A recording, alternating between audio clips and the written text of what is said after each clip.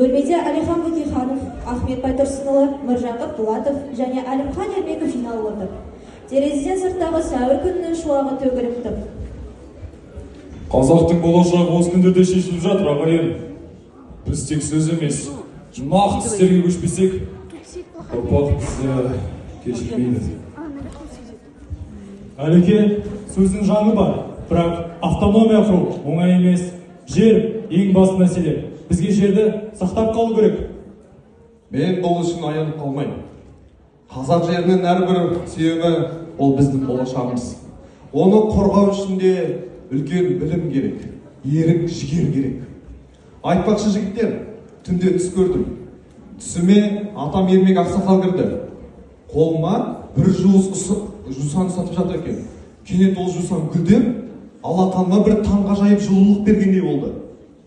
Әлімхан, бұл түсін бекер емес. Аян, сенің білімің бізге сенімдік береді. Бірақ бұл істе тәуекел көп. Біз тек өзімізді ғана емес, барлық халықты алға бастауымыз керек. Семей Алаштың жүрегі. Бұл жерден басталған ұшқын Қазақ даласын шарпиды. Алайда біз алда талай сынақ күтіп тұр. Бүгінгі съезде Шәкәрім Қажыбаев естілді ғой. Бізге оның рухани қолдауы өте маңызды. Қажы Аққалдың сөзі ұлттың жүрегінен шыққан ақыл. Оның болуы бізге үлкен демеу болады. Біз дайын болу керекпіз. Ертең сақадай сәт тұрмасақ, болашағымыз бұлғыр көрінеді.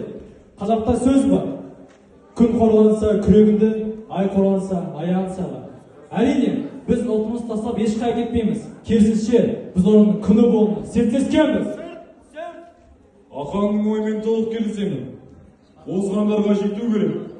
Жеткен жерімізден озу керек. Дүние төріне тырмысқандар төрден орын алып жатыр. Тырмыспағандар есікте қалып жатыр. Есікте қалмай, төрге тырмыс алып. Басқалардың төрге қалай бара жатқанына қарап, біз де солардың істегенін істейік. Ұлтымыз үшін аянбаймыз. 1920 жыл 17 тамыз. Лениннің төрағалығымен өткен қазақ өкілдері қатысқан халық комиссарлары кеңесінің мәжілісінде қазақ автономиясы туралы мәселе қаралуда. Мәскеудегі үкімет ғимараты бөлме ішінде тарихи жиын өтуде. Үстел басында Ленин, Кристинский және бірнеше комиссарлар. Әлімхан мен Уәлихан қағаздары құшақтап, салқынқанды күйде өз кезегін күтуде.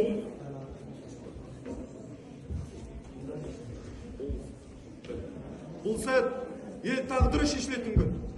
Бар күш-жігерімізді салайық, Уәлихан.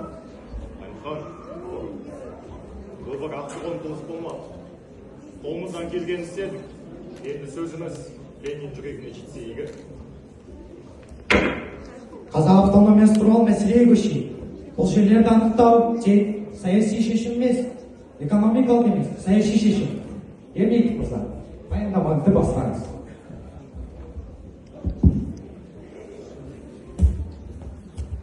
Құрметті Владимир Ильич, комиссия назарына Қазақ даласының шекарасы, облыстары, тарихи мекен жанындағы құжаттарды ұсынамын.